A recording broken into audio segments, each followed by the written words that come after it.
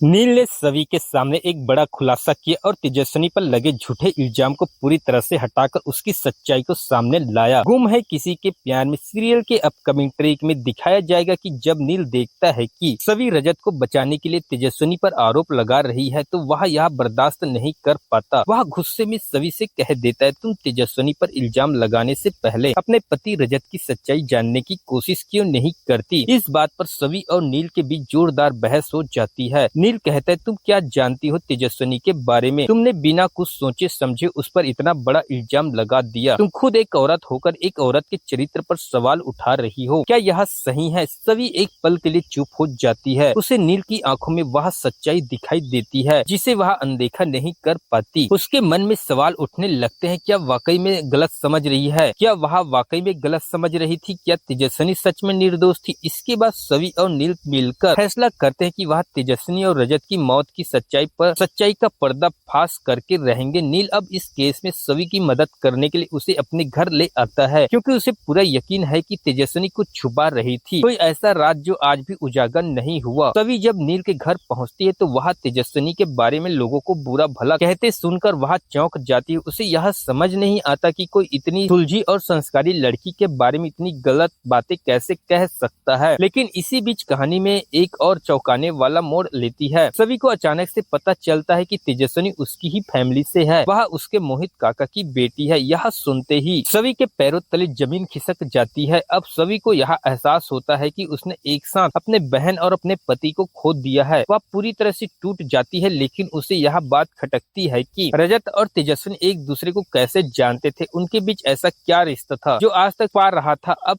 सवाल यह है कि क्या नील और सभी मिलकर तेजस्विनी और रजत की मौत का सच सामने ला पाएंगे? क्या वे दोनों मिलकर उन्हें न्याय दिला पाएंगे? इसका जवाब जानने के लिए जुड़े रहिए हमारे चैनल के साथ।